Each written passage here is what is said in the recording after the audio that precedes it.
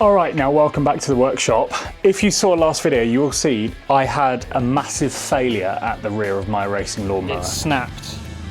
Now I've just ripped this whole thing apart, stripped the whole thing down so I can get to repairing it, and that's going to be what this video is going to be about. But let me just explain what happened. So it was a really close race, championship race, and that means that it's much longer, and so you're battling people harder.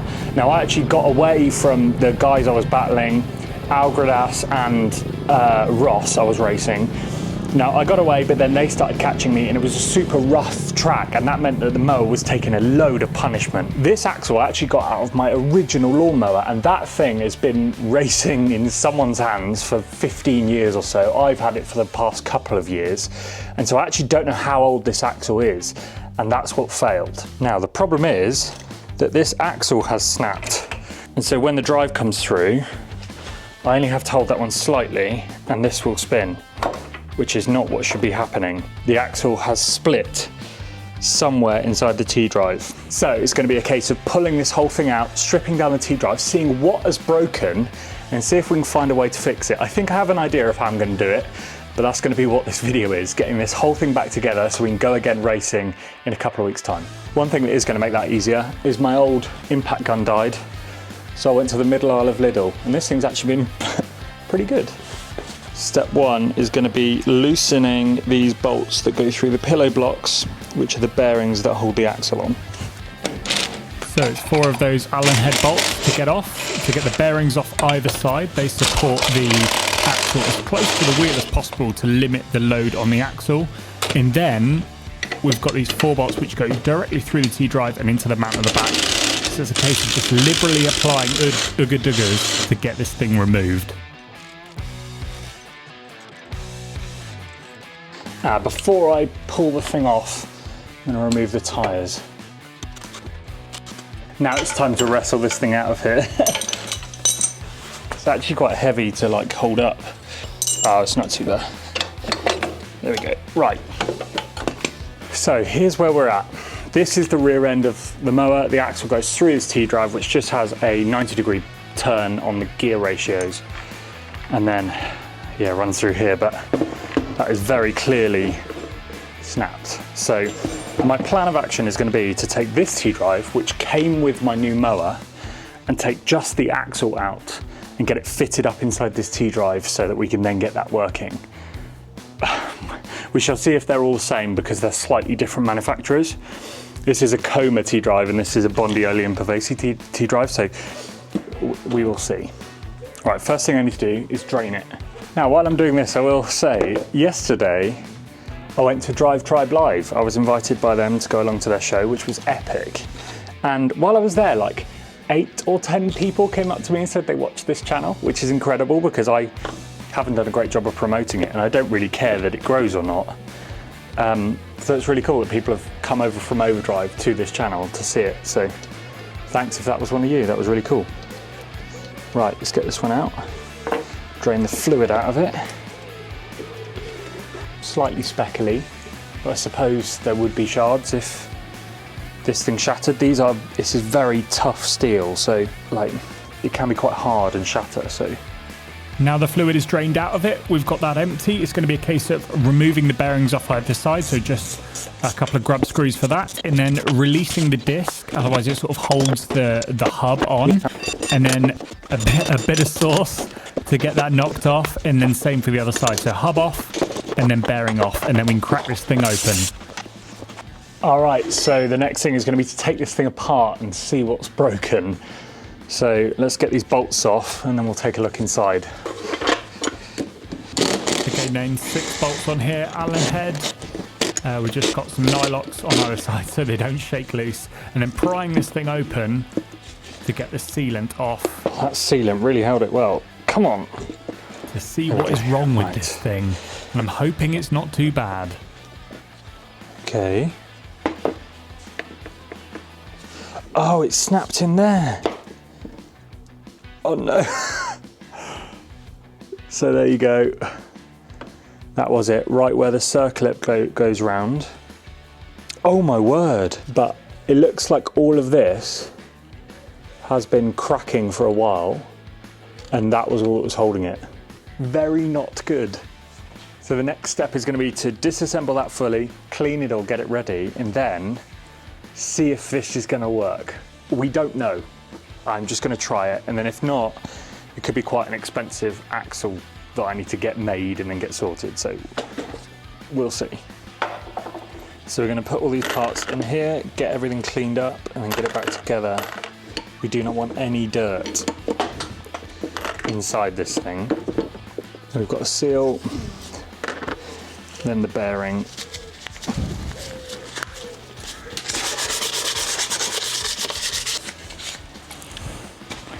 There we go. Now, next thing is going to be to get all the sealant off this and clean it up, but that's pretty boring to watch. So I thought I'd just talk to you about why I think the mower's been going better now. There's been a massive step up after that, you know, last week's video you will have seen. Well, got my first ever win at a sprint meeting. And so there's been a couple of things we've done that I haven't been able to film. And so let me walk you through them. So the first thing has been, we have swapped the clutch out. Now the first meeting, I had a 125cc clutch in the mower and it just wasn't enough. That clutch was fitted to this mower back when they were running 8 horsepower engines. We're now running 13, 14 horsepower engines. And so I just don't think it was enough, and so it was overheating, it was grabbing, it just wasn't good. It was slipping as well, it was grabbing and slipping, which is weird. So I swapped that out. Now Stu from the club, who also runs a 5-plate clutch, said, here, try this one, because it was the same one as he runs. So it was a 5-plate 250 clutch. Now I've got that one on there, and I think I've got it running great. Now at the last meeting when I had my first win, I was having a bit of slip out of some of the corners, but actually it didn't hurt me too bad. So we managed to fix that on this last meeting, and so it's been good. All right, so that took way longer than I thought, so I just watched a top dead center video. Right, so I've got the old casings lovely and clean, they're ready to go back in. And obviously the old axle in 2 pieces. Now, this is a slightly different T-drive that I was given with the mower, and that should be exactly what we need to go in the new one. Drop that into this. Now, first of all, oh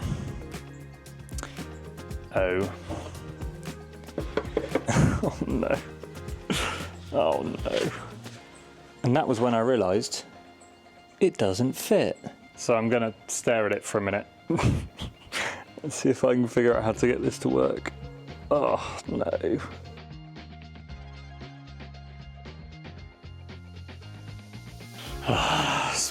What I thought it would be. This axle has been made and just turned down, so it must have been a 30mm shaft that they turned down to 1 inch. And so that spacer, I actually need to be smaller than it is. So the only way around it, I think, is to send this to Alan, who does all of the machining for my mower, and get him to turn it down a bit more. I can't see another way around that.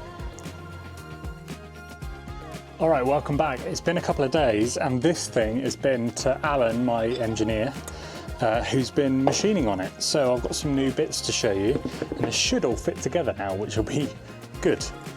So in here then, you can see that he's got it all fitting in.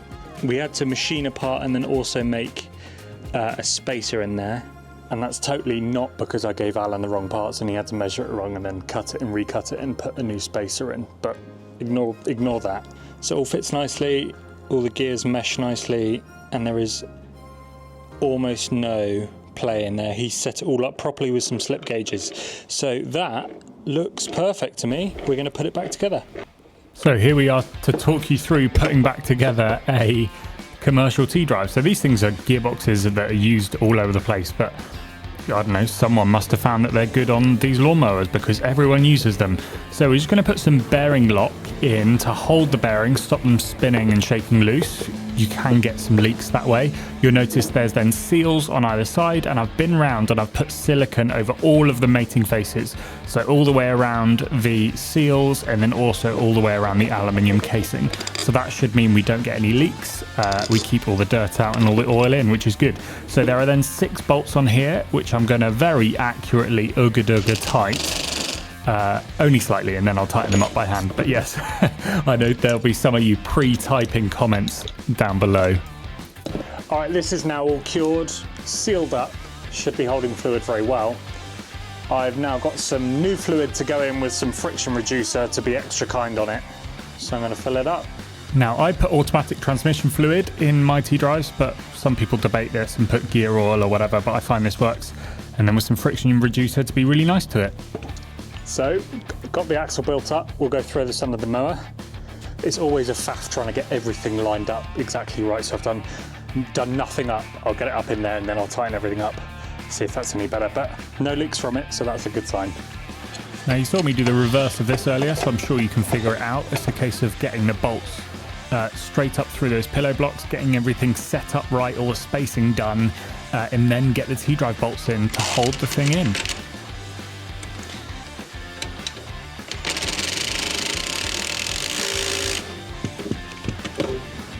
I do have one confession. I've got something I didn't want to show you, but I will. This was how I was storing all my bolts and washers and all of that sort of stuff. In one of these, in this tin, and it was all a mess. Couldn't find anything. It was up to about here, and it weighed like 12 kilos. So I've got rid of that. Finally done this. So I went through and sorted everything. So I've got M6 to M12. I've then got some rose joints in there, my wheel bolts in there, washers in here, and then all the sort of specific engine stuff, like there's loads of weird sizes, weird bits, springs, circlips, bits, and they all lift out. So I'm happy with that. That was 20 quid. That's going to make my life so much better. So time to get this clutch set up and back and ready to go. Now, here I'm going to fully clean everything just to make sure we've got everything set up for the next few race meetings. So it's a case of dipping it in some petrol and just really cleaning up these plates, as well as the aluminium baskets there. These are all of the mating faces that will go together. And then these are the friction pads. So again, in this 5-plate clutch, we're going to be running through all of these, cleaning them all up. Again, you can look at how horrible that petrol is after this. Then we're going to clean out the container and then put some old engine oil. This is from a service I did on our van that I had left over. And we're going to soak the friction plates in there. In a motorcycle, these things will be running around in engine oil. And so we like to be as kind on them as possible. So I'll just soak them in it. But we don't want to have oil flicking everywhere. So I'll just lightly sort of dab some of this oil off so we don't have loads of it in there. And then we're going to get and put this thing back together. So the custom top hat we had made to go with the pulley down at the bottom there, that then makes up with the basket. We're going to put that on there. There's a spacer which gives the clutch space to move, and then we're going to drop the whole clutch assembly straight down in there. You can see down through the bore then we're going to put the keyway so that we have some drive to the wheels, and then a bolt in the top to hold the whole thing together.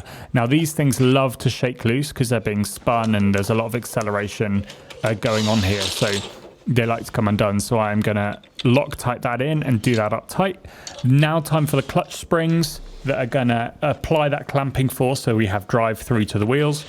It's the clutch assembly all together and done. Right, so we've got all of this on. The clutch is in, the top hat is in, the T-drive is in. Now, I've had a load of questions about how these clutches work. This is from a 250cc motorbike, and essentially it's a much condensed version of what is in your road car. So in here, these plates you can see are friction plates. Now they are fixed in between this basket, which is attached to the pulley, which is being pulled by the engine here. So that is being driven by the engine all the time. Now, when this is up, there are metal plates in here which are engaged with this, and this is then splined down the shaft to the bottom to the drive of the wheels. Now at the moment this is fully engaged, so this is locked up, driving all of the power. But how you disengage it is by pushing down on these springs. This relieves this spring pressure, separates all the plates, and then the whole thing comes undone. Essentially, it can freely spin and the two things are not locked together. Short explanation, but it's a pretty cool thing. I found earlier on this year that they are very hard to get set up, but once they're set up, they're very good. So I messed around with loads of different clutches. This is my third different clutch on this mower, but this one, touch wood, seems to be working, so we're sticking with it. Right, next thing is to put on the clutch actuator and get everything set up there to check it's all working right, and then we're basically all back together. Oh, the one other thing I will mention is that I made a couple of upgrades this year that have made a massive difference. One of them was the brakes. Now this caliper setup has one single caliper and it's from a motorbike, like quite a small, it's the front brake from a motorbike, so it's got very hard sintered pads, and there's no spring to return the pads away, which is fine on a motorbike when everything's clean and the pads will sort of shake their way away from the disc. But this setup wasn't good for a lawnmower. It kept getting full of mud, jammed up. You can actually see on the pads they've got mud burnt on there, and this was dragging all the time. It's costing me loads of straight line speed. And also it was running with this sort of car master cylinder. It looks like it's from like a Mini or a Land Rover or something. It's actually just from Demon Tweaks.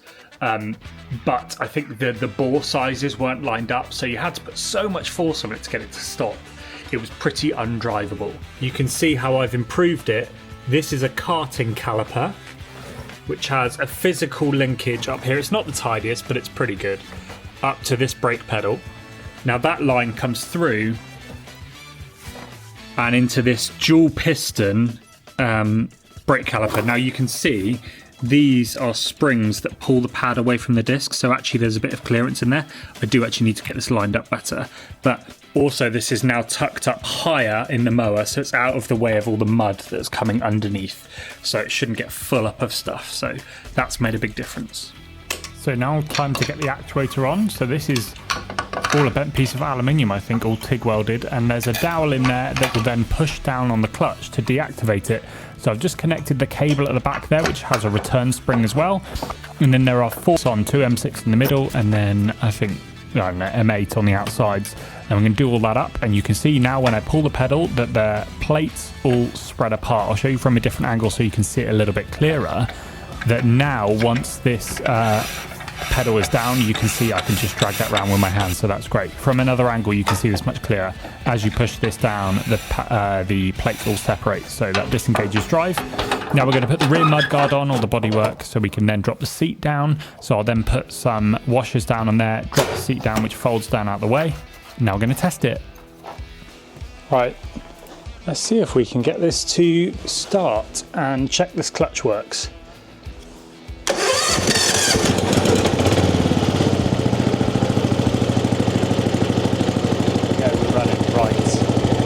See if this clutch works. If I push that all the way down, stop the wheel, that's working nice, let it back up, good. Now the other test is just to check that it's not slipping. The way I do this is to push the clutch down, hold the brake, and see if I can stall the engine with the clutch. Yeah, nice. Good.